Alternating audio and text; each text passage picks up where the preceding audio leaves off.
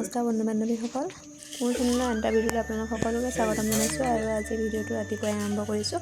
আৰু দেউতাহঁত যিহেতু ৰুমতে আছে, আমাৰ লগতে আছে, সেয়ে মনটো বহুত বেছি ভাল লাগি আছে। আৰু আজি হৈছে দেওবাৰ, অফিচো বন্ধ আছে যিহেতু দুয়োটাই। আৰু মানুহজনে ৰাতিপুৱাই পুৰি বনাব ক'লে, আৰু দেউতাহঁতে সকলোৱে পুৰি খাওঁ বুলি কোৱাত মই পুৰি বনালোঁ। আৰু দেউতাহঁতেও দুইজন দেউতাই ধুনীয়াকৈ সহায় কৰি আছে মোক।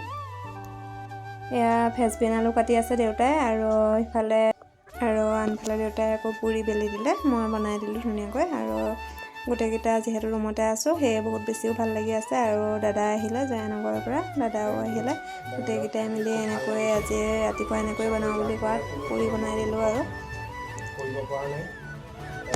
বেংগলোৰত যিহেতু বহুত ঠাণ্ডা পৰি আছে আৰু বৰষুণো বহুত, আৰু ইয়াত বহুত ঠাণ্ডা পৰি আছে। আৰু অসমত যিহেতু বহুত গৰম হৈ আছে, এতিয়া দেউতাহঁত যাবলৈ যিহেতু বেছি দিন নাই, সেয়ে দেউতাহঁতে তাকে আলোচনা কৰি আছে। আৰু পুৰি ভাজি হৈছেগৈ। আৰু এয়া ফেচবিন আলু দেউতাই কুটি দিলে ধুনীয়াকৈ।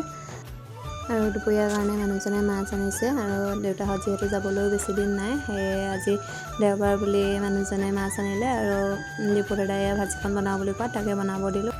আৰু এইফালে মানুহজনে মাছখিনি নিমখ হালধি সানি দিলে, আৰু মাছখিনি ভাজিয়ে ৰাখিব লাগিব। আৰু দুপৰীয়া যিহেতু দাদাহঁতৰ ৰুমত ভাত খোৱাকৈ মাতিছে, সেয়ে তালৈ যাব লাগিব, আৰু এইখিনি ফ্ৰাই কৰি ৰাখিব লাগিব। আৰু এতিয়া পুৰি চব্জি বনাই হৈ গ'ল, গোটেইখিনি ধুনীয়াকৈ মেলি খাই ল'লোঁ।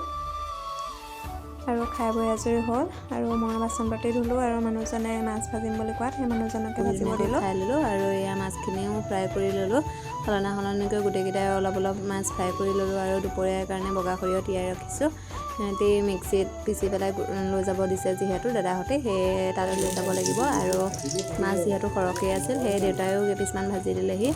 আৰু মাছ ভাজি আজৰি হৈ আমি যোৱালৈ দেৰি হ'লগৈ, আৰু দেউতাহঁতকো লৈ গ'লোঁ দাদাহঁতৰ ৰুমত। আৰু এয়া তাতে দীপু দাদাই পূৰা খানা বনোৱাত ব্যস্ত হৈ আছে, সেয়ে অকণমান এনেকৈ ভিডিঅ' কৰি দেখালোঁ। আৰু তাতো সেই মাছেই বনাইছিলে, চুজিনা আলু বিলাহীৰ লগত মাছ বনাইছিলে। আৰু তাৰপিছতে পাপৰ আছিলে, পাপৰ ফ্ৰাই কৰিলে। আৰু এনেকৈ গোটেইকেইটাই ধুনীয়াকৈ ভাত সাজ খাই ল'লোঁ সিহঁতৰ ৰুমতো।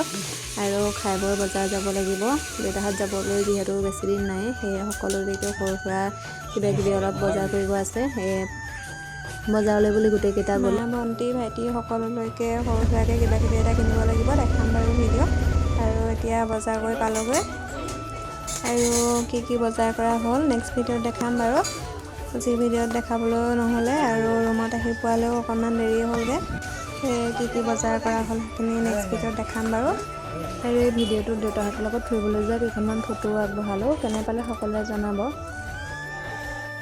আৰু ভিডিঅ'টো চোৱাৰ বাবে সকলোকে বহুত ধন্যবাদ। নতুন এটা ভিডিঅ'ৰ সৈতে পুনৰ লগ পাম।